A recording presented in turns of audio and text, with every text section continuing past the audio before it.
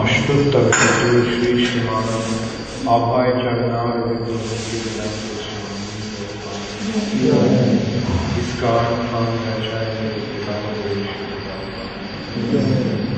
अनंत कोटि वैष्णव नामाचार्य शिल हरिदास ठाकुर प्रेम से कहो श्री कृष्ण चैतन्य श्री अद्वैत गदाधर श्री श्री राधा कृष्ण गोपीनाथ श्याम कुंड राधा श्री श्री राधा मदन मोहन श्री श्री गौरनाथ ग्रंथराज भागवतम की जय समवेत भक्त गौर Premanandi all glories to that all glories to that all glories to Shri Guru and Shri Guru. Namo Vishnu Padaya Krishna Srimate Bhakti Vedanta Swami Namaste Saraswati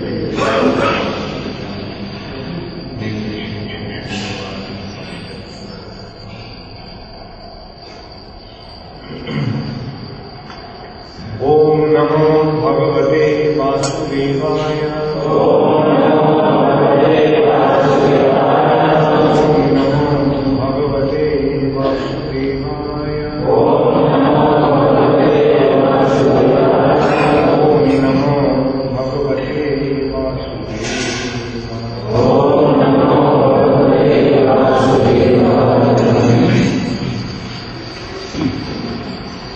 Srimad Bhagavatam, first canto, 9th chapter.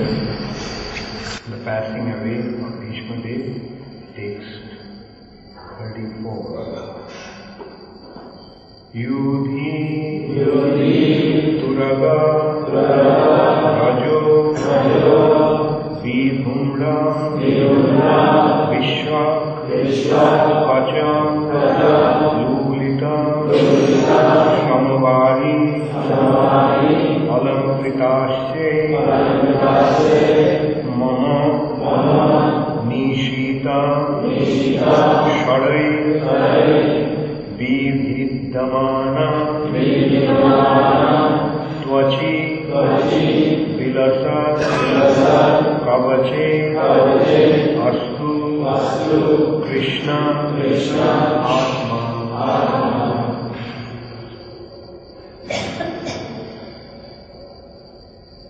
Yudhi Turago Rajo Vidhumra Vishwa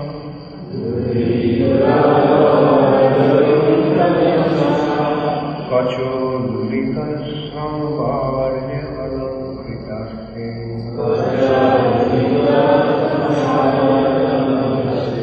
Mamo Nishita Sharai Vividdhamana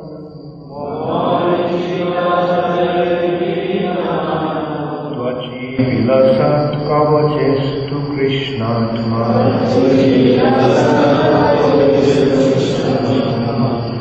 Yudhi Turago Rajo Vidhumra Vishwa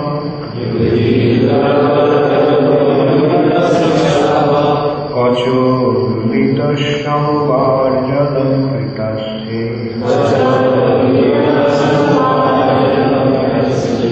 Mamo Nishita Sharai Vividdhamana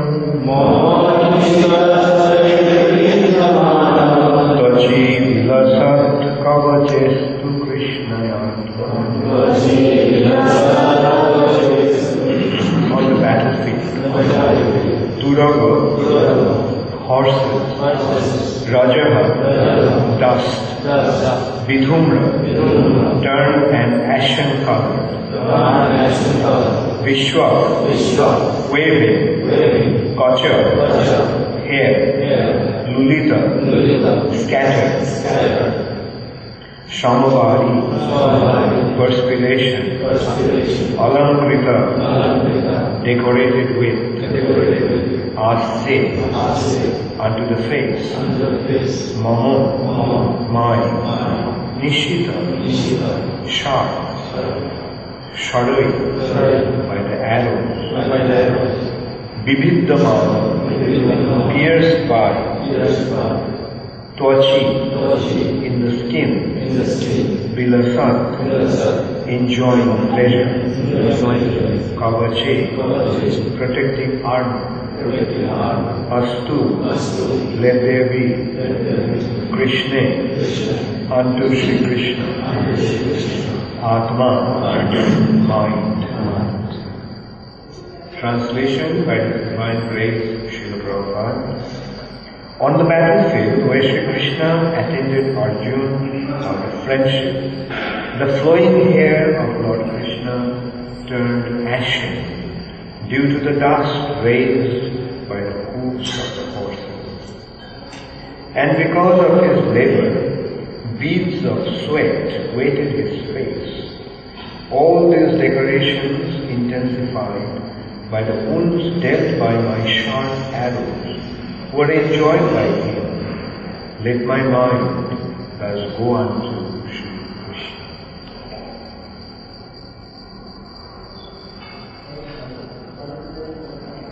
Purport by His Divine Grace Prabhupada. Okay, please repeat after. On the battle, the Lord is the absolute form of eternity, bliss and knowledge. As such, transcendental loving service to the Lord in one of the 5 principal relations, namely Shanta, Dasya, Sakhya, Vatsalya and Madhurya, that is neutrality, servitorship, fraternity, filial affection and conjugal love, is graciously accepted by the Lord when offered to the Lord in genuine love and affection. Shri Krishna is the great devotee of the Lord in the relation of servitorship. Thus, his throwing of sharp arrows at the transcendental body of the Lord is as good as the worship of another devotee who throws soft roses of love.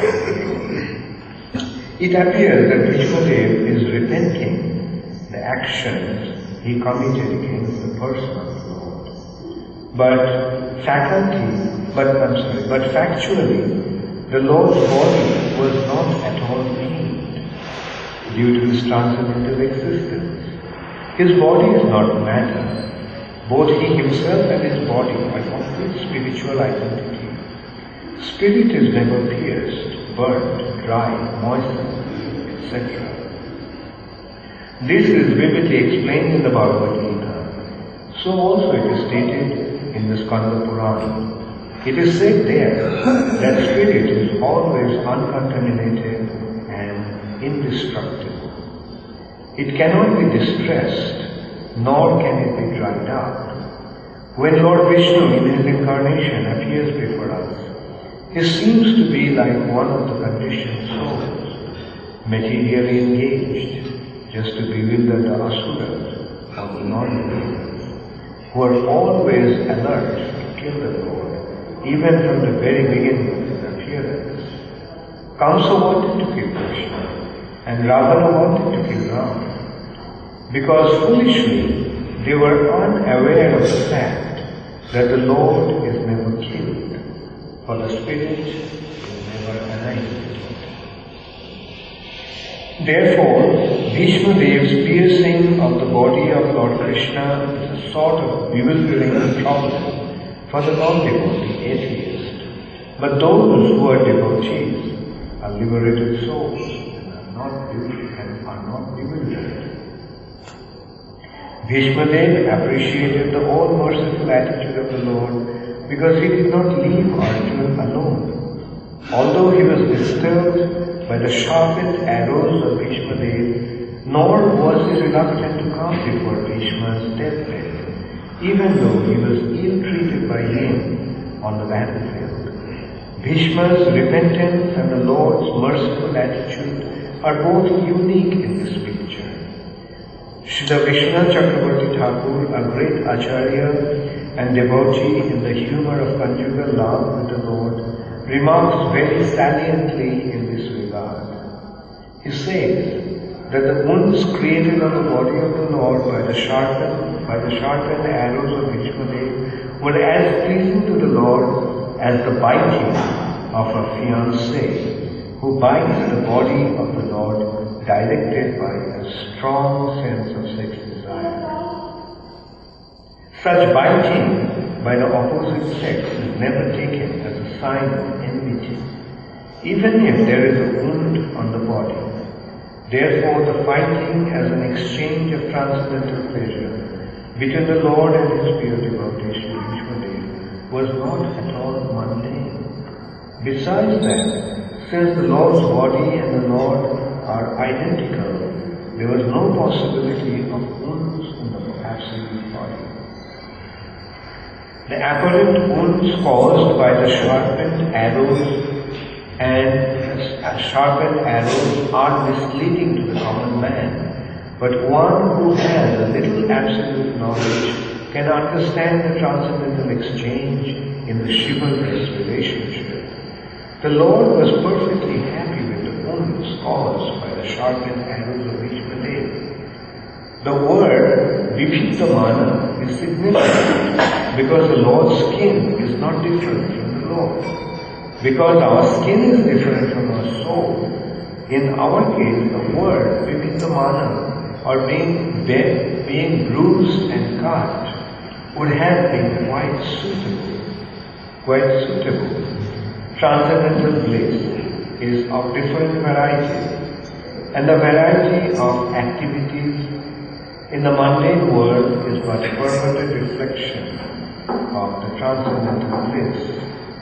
Because everything in the mundane world is qualitatively mundane, it is full of inebrities, whereas in the absolute realm, because everything is of the same absolute nature, there are varieties of enjoyment without inebriety.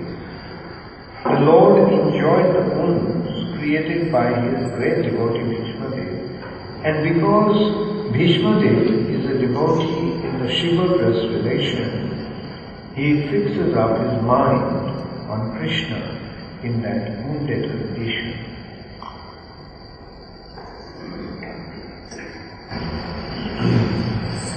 So Bhishmadev is offering his prayers to the Supreme Personality of Godhead. This is one of the beautiful prayers. Yudhi Tudavarajo Vidhura Vishya Kachulitu Shamavar Jagam Ritasre Mamo Nishitu Sharvai Vidhittamana Tvachi Vinasat Kavachestu Krishnayata. It's a very wonderful situation. Vishmadev is lying on a bed of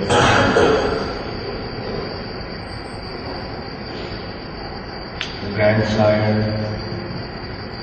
who was one of the most exalted personalities, the son of an illustrious king, Shantanu, and mother Ganga. Ganga Devi herself is Vishnu's mother. And Bhishmadev was brought up in the heavenly planet. Right after his birth, Mother Ganga left Shantanu and took Bhishma to the heavenly planet. There Bhishmadev studied under the guidance of Brihaspati, the spiritual master of the demigods. One of the most exalted, most learned personalities, one of the wisest of them.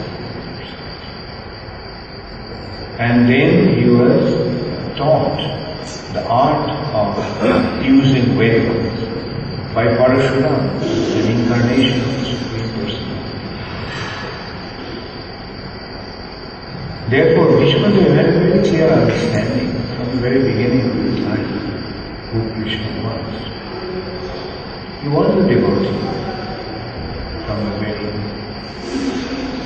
beginning of his life. He was brought up in the heavenly planet. In the heavenly planet, everyone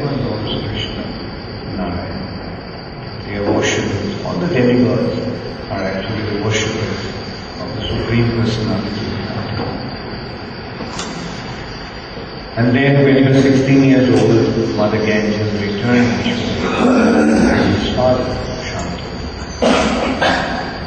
And Vishnudev had such a brilliant character. He took a vow of lifelong service. And that also was just for the sake of his father. He wanted to fulfill the desire of his father. And here we can see, like, when Jajati, King Jajati, was cursed by Shukracharya that he will become old.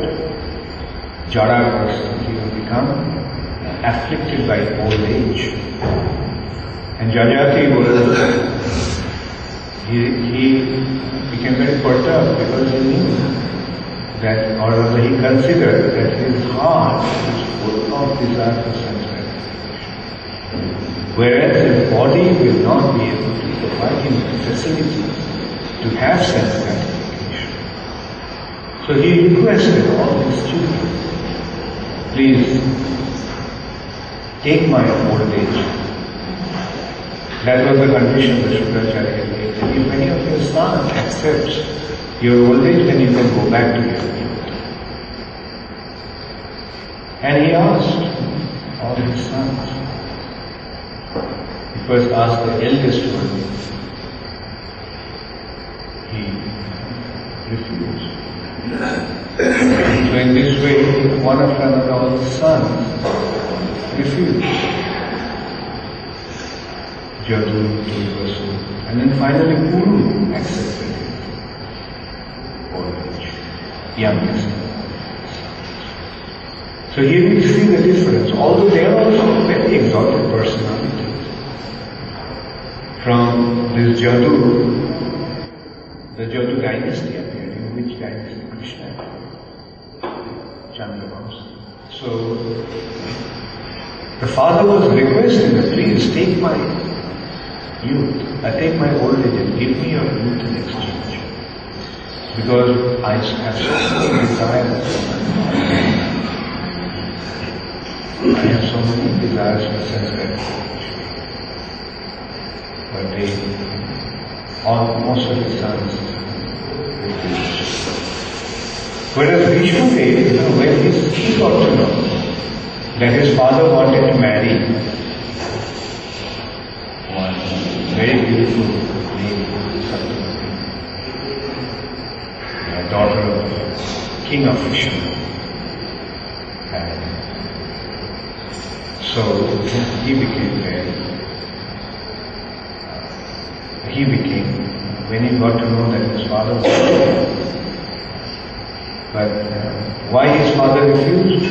Because Satyavati's father made a condition that, look, if you want to marry my daughter, then you have to make a condition, you have to take a vow that her son will become the successor to the throne.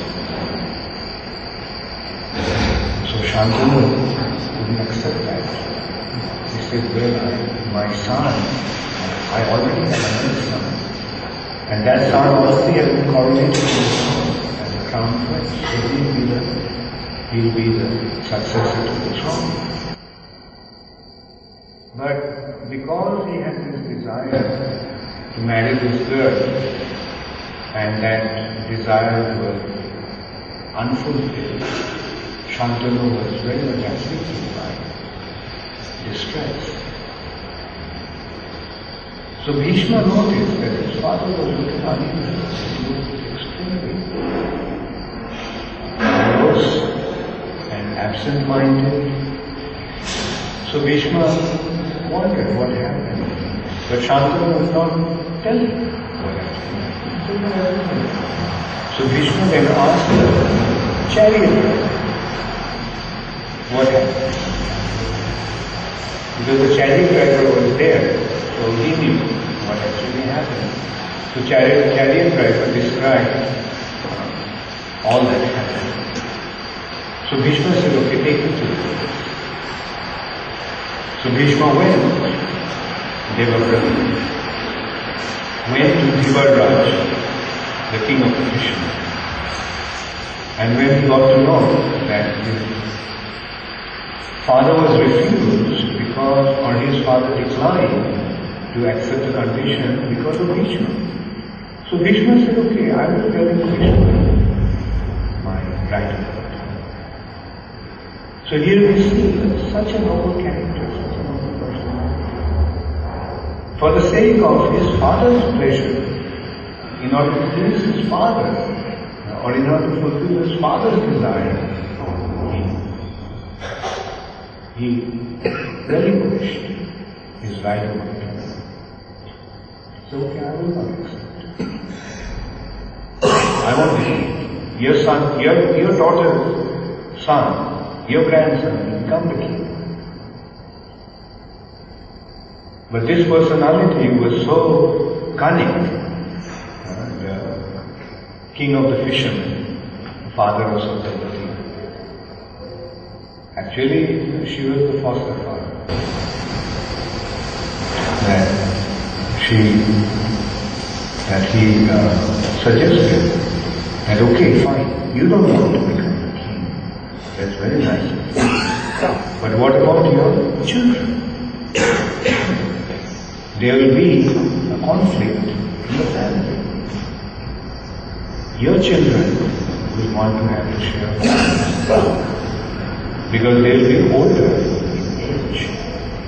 And it is the custom in the Vedic culture that the eldest son in the family becomes, or rather inherits properties.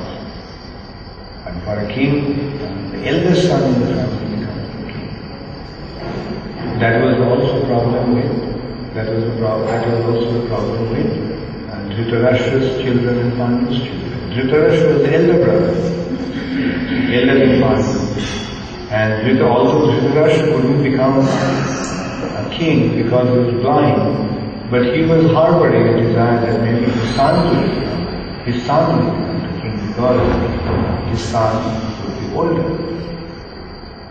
But finally, when the children were born, two children, the son of Pandu was born out of Kunti.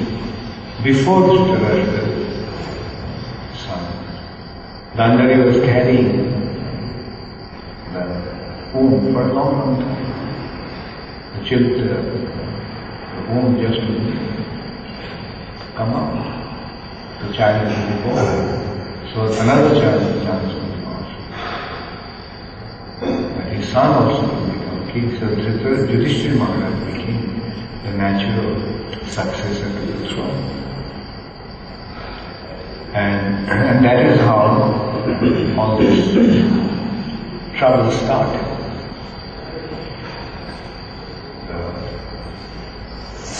In the family. So Yudhishthira Maharaj was the original king, the natural successor to the throne, but Duryodhana made all kinds of dubious arrangements and he became king. And that is finally there was this battle.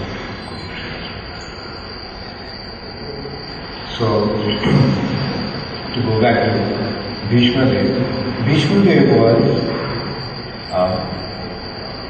he was naturally much elder, much older than, would naturally be much older than Satyavati's children.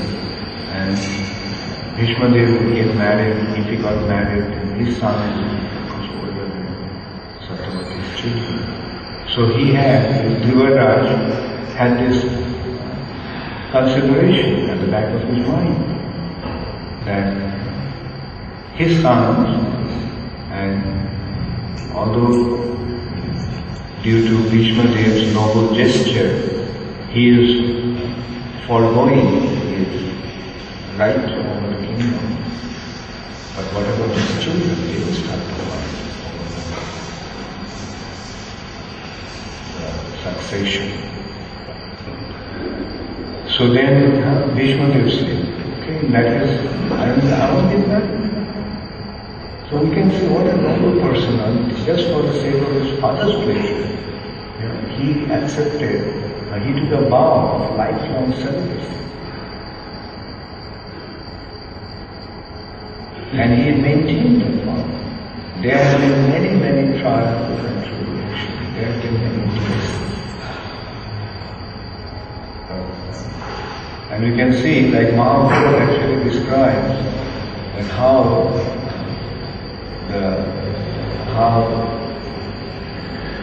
the destiny prevails, how fate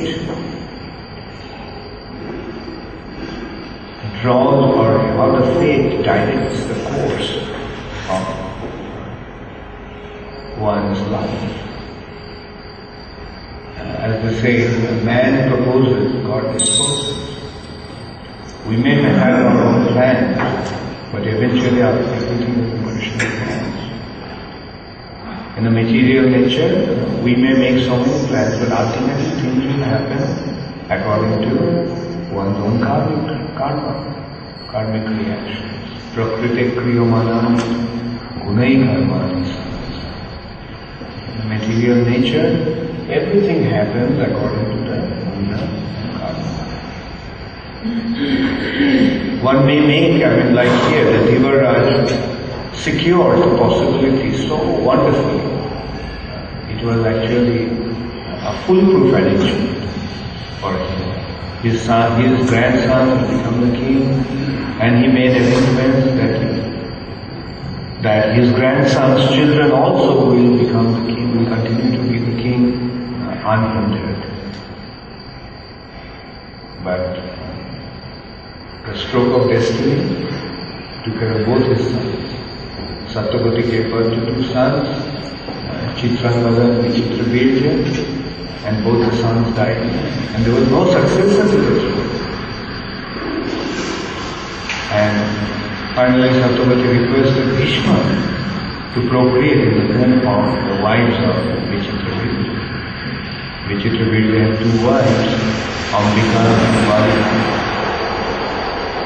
two princes of Kashiraj. But Bhishma declined. He said, look, I took a vow of life and celibacy. Break that vow. Satyavati was pleading, look, our whole family line will be destroyed. Now here we can see, her father wanted to make such an arrangement that her grandson, her son and her grandson will continue to be the successor to the throne. And because in order to secure that, Bhishma was forced to take a vow of lifelong celibacy. And now the whole family line is going to be finished. Bhishma, and she was pleading, Bhishma, you do that. You procreate the children in the womb of these two girls, two of your sisters-in-law. And it's a very culture, it's a very custom that it is authorized by scripture that when one takes to,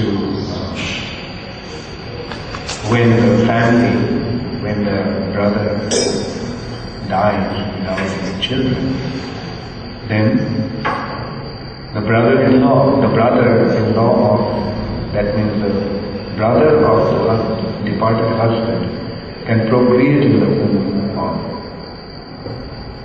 his wife. That is called Devarena Sutta. Deva means brother-in-law. And Devarena by the brother-in-law. Sutta means children. Utpatti means procreation. The procreation by the brother-in-law is allowed, authorized by the scripture, but that is not in other ages it was allowed, but in the age of Kali that is not. 5 things are forbidden in the age of Kali. Ashwamedh yajna, horse sacrifice, Gavalabdha, cow sacrifice. Ashwamedham, Gavalabdham, sannyasa, accepting sannyas, ekadanda sannyas.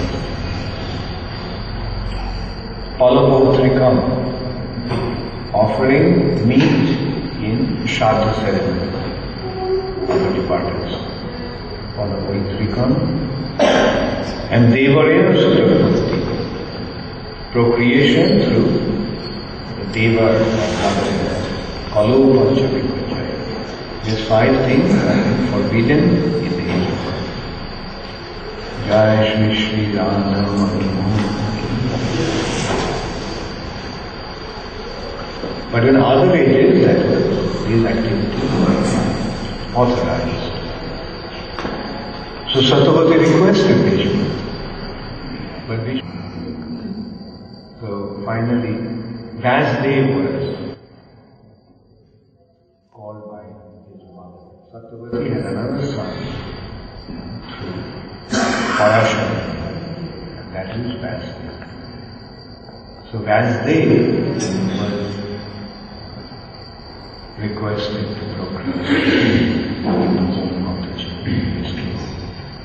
Wives of this religion. And through Vyasdev, 2 sons were born, and they are Dhritarashtra and Pandava. So we can see what a wonderful character Bhishmadev had. He had such incredible sense of morality, dharma, such staunch adherence to the principles. And it is because of that Bhishmadev continued to side with Duryodhana. Although he saw that Duryodhana was such an offender to Krishna, although he knew that Krishna is supreme personality. But from another point of view, this was a disqualification of Vishnu. Like here we can properly understand what is the meaning of Sarva Dharma Parityaja. Bhishmadev was actually holding on to Dharma. But that Dharma was just the external consideration of Dharma. The inner spirit of Dharma, real Dharma, is actually to surrender to Krishna, accept the authority of Krishna, to be surrendered to Krishna. That is the real consideration of Dharma.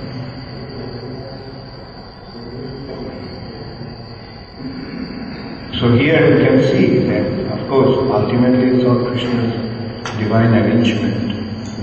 Krishna through his devotees taught all his lessons. That's why Krishna made Indra behave in a certain way. That's why we can see Brahma behaved in a certain way. But ultimately, it was all due to teach the right principle.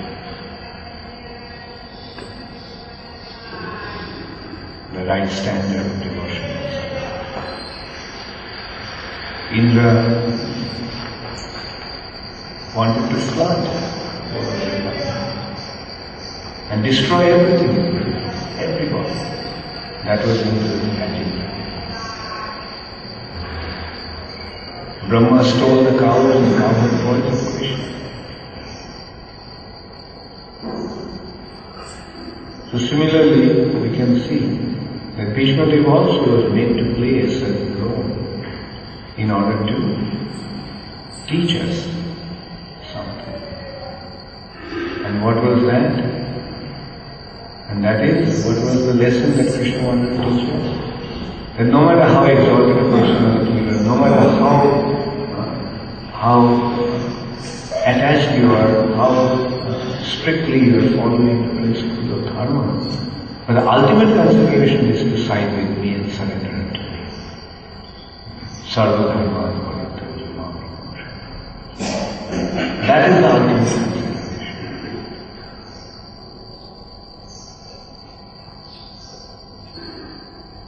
Like, better would have been, like Bhishma, if Bhishma left Duryodhana and his followers and went against the king and joined Krishna, that would have been the perfect understanding. That would have been an act of pure devotion. In pure devotion, no other consideration comes into it. Jnana Bhava. But Bhishmadev was too attached to Jnana. At the beginning, Bhishmadev was Jnana Mishra. When Bhishmadev was acting in that way, he was a Jnana Mishra. But before his Mahapayana, before his departure from this planet, he became free from the influence of Jnana. And he became a pure devotee. So we have to understand, as Rupa is pointing out, that Jnana, Karma, is the standard of pure devotion. Not Karma Mishra Bhakta or Jnana Mishra Bhakta, no matter how exalted they may appear to be. That is not the standard. But of course, our business is to see things in a favorable light. Our position is not to criticize Vishwadev. Although we understand, but as I say, that we have to see things in the light of Krishna, Krishna's divine arrangement. Like Bhishmadev acted in this way because Krishna wanted him to act in that. It was his pastime, and Bhishmadev was playing in Krishna's pastime. Bhishmadev was playing his role in Krishna's pastime.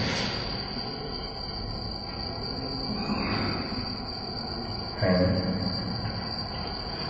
Bhishmadev is lamenting, I shoot the arrows at you. Not that he shoot the arrows deliberately at him, but while he was shooting the arrows, many of the arrows actually pierced Krishna's body because Krishna was a chariot.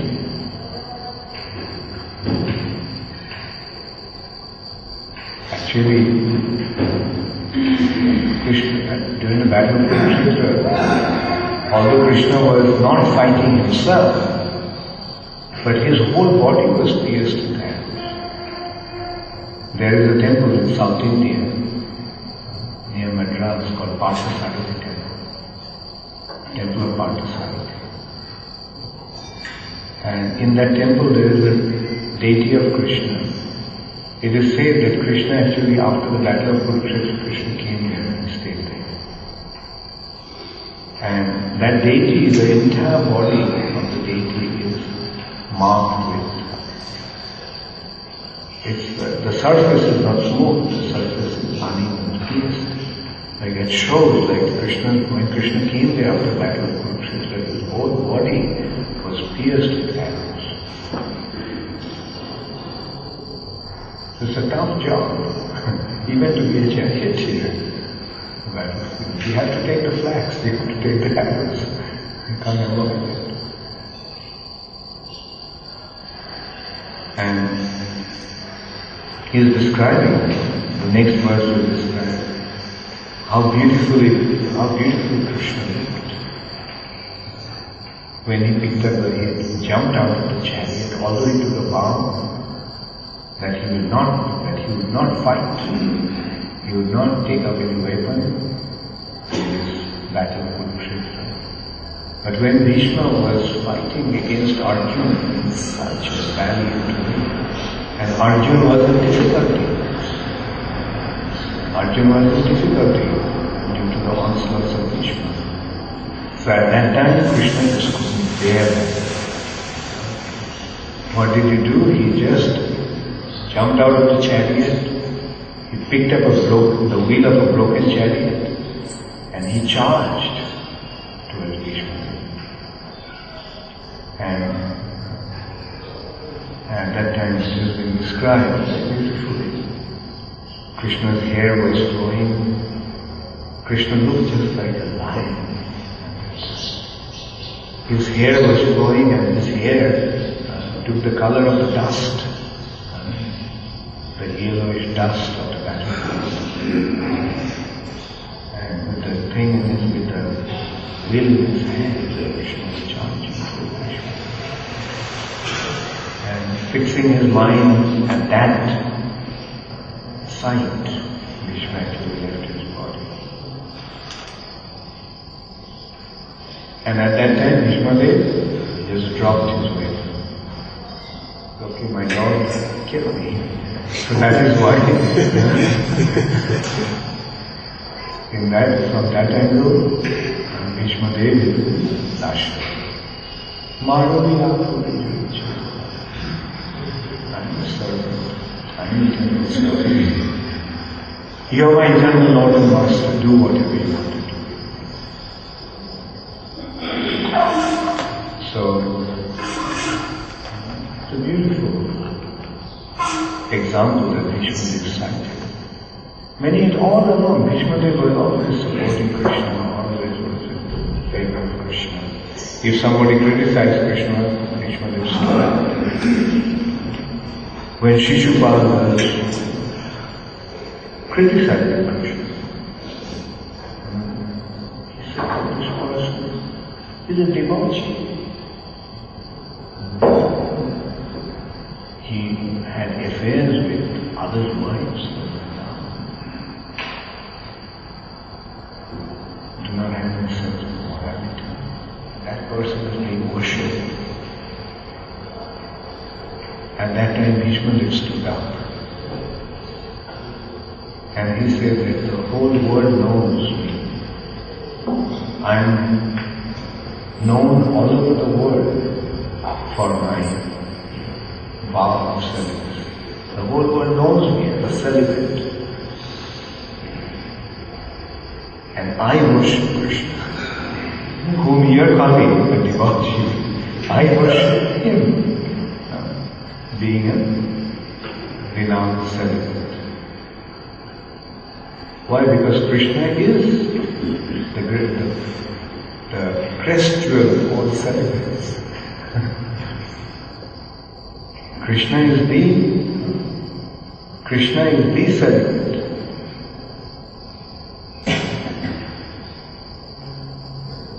And Krishna is such a celibate that just by hearing Krishna's activities, everyone becomes celibate. That's what Prabhupada mentioned. That although apparently it may seem like Krishna has 16,000 wives, Krishna had affairs with all the gopis in Vrindavan, and it was apparently immoral activity because they were married to, many of them were married to others. But still Krishna is the celibate, and not only Krishna is the celibate. When one hears about Krishna, one becomes a celibate.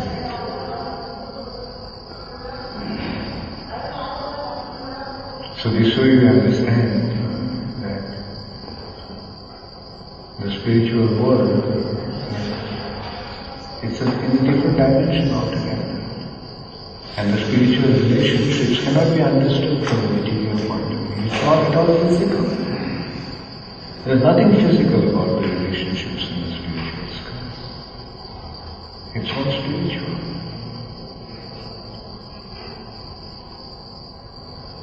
So, in this way, Bhishmadev came to Krishna's defense against Shishupal's blasphemy. That this personality is worshipable even by me. If Krishna was a devotee, then why should I, a celibate, worship him? Srila Prabhupada also made that point. If there is anything immoral in Krishna's dealings with the gopis in Vrindavan, then why Sukadeva Goswami, who is a lifelong brahmachari, who right after his birth walked away, he is so detached. He was born and he walked away from home. So no attachment whatsoever to material nature. So why Sukadeva Goswami is narrating Krishna's pastimes in Vrindavan? useful, you must understand that there is nothing immoral, nothing immoral and indecent in Krishna's activity with corporate girls. And in our day-to-day life also we see that so many women become attracted to Krishna. So many married women become attracted to Krishna. Do their husbands mind when they become attracted to Krishna? No. Because Krishna is accepting Godhead and developing one's relationship with Krishna is the ultimate goal of life.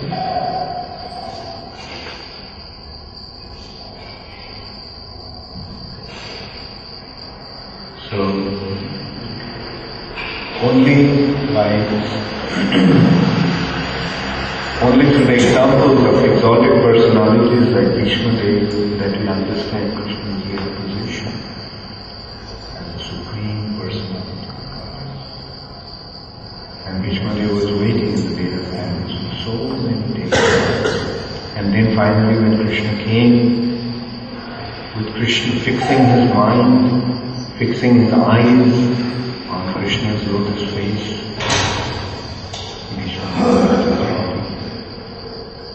and indeed that was perfection.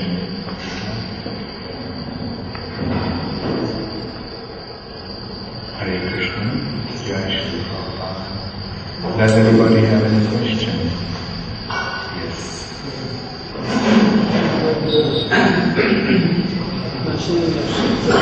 However, you should say Krishna's viewpoint. Not accept Krishna, but I can say Krishna's viewpoint. So, all this stage, we have to learn to say everything to the spiritual master's viewpoint in our life, how we should be managed. But sometimes it is very bewildering as to what is pleasing to the spiritual master and what is not pleasing.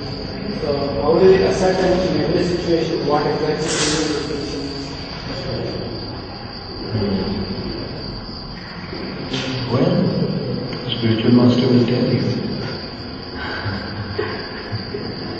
And if the spiritual master instructs, and of course in ISKCON we have to understand that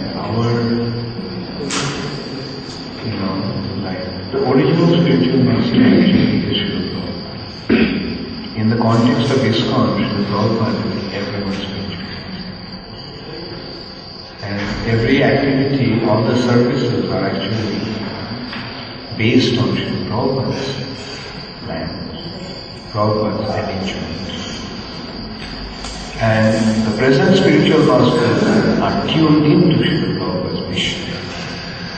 You see, they won't say anything separate from Srila Prabhupada.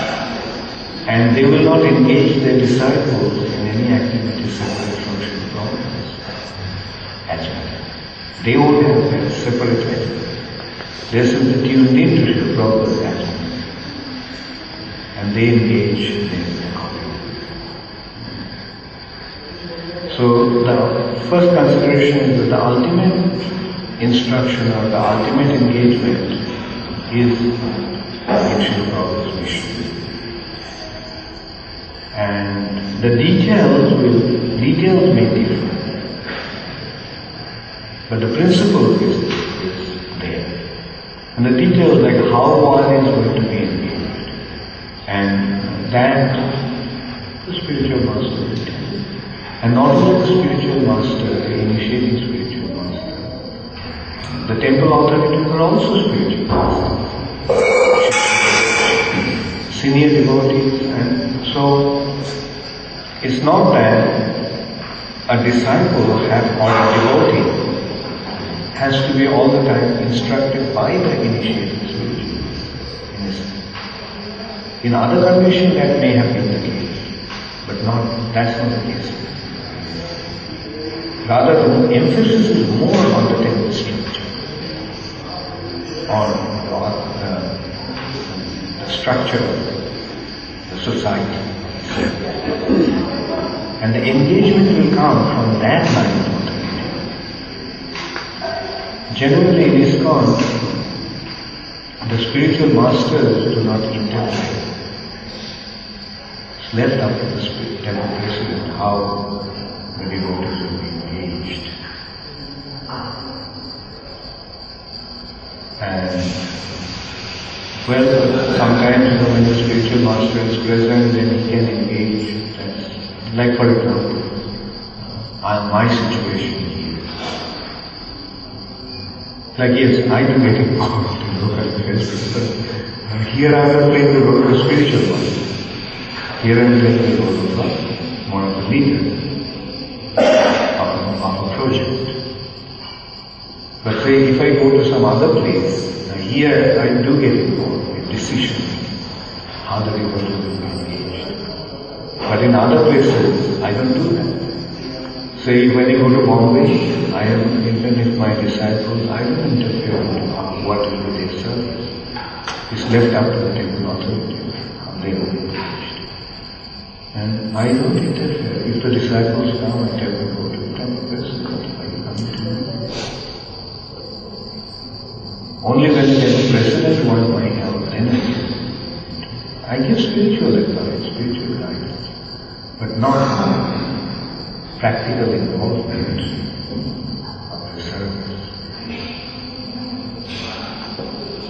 And like as you were saying, like if the spiritual master is present, in this context I will say, don't see that only the initiating spiritual master is a spiritual master. Try to recognize that there are many spiritual masters, initiating spiritual masters. Maybe one of the most important spiritual masters in that context, but the temple president and other senior devotees, GBC, they have to be seen as spiritual masters. Because we are seeing that if we stick to that concept that only initiating spiritual master is the spiritual master and no one else, then we cause a great harm to the institution of ISKCON.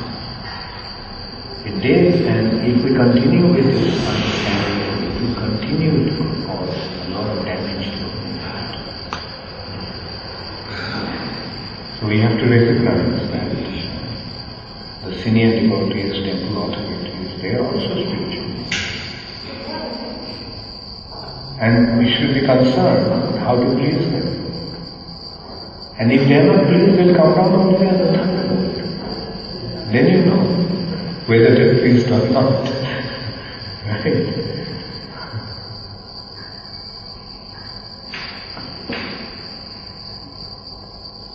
Okay. Answers your question?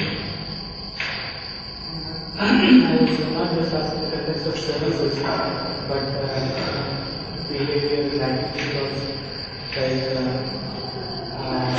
how we deal with other sexual groups who come properly active devotion service. Like, as you said, under the place are local authorities who run devotion. But even within that, how to act in different circumstances. Sometimes for maintain harmony, be obedient, be enthusiastic, be willing to serve, and stop being an overseer. Like don't do anything that will be harmful to the propagation of Krishna. So that is the meaning of serious. We become serious. Serious means no more nonsense. And no more nonsense means no more personal agenda. No more personal agenda means no more self-gratification.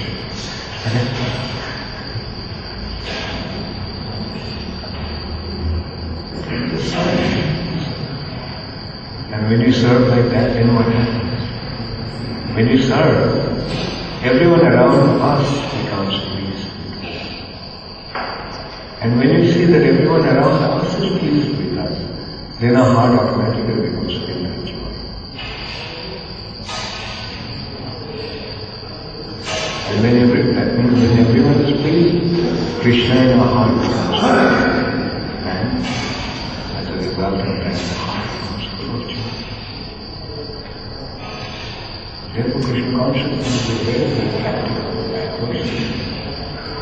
There is nothing artificial with it. You don't have to practice it properly. Take it.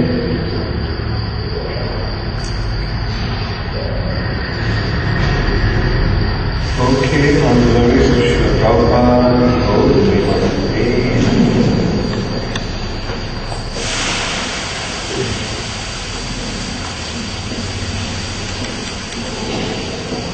Jai Bhakti Charu Swami.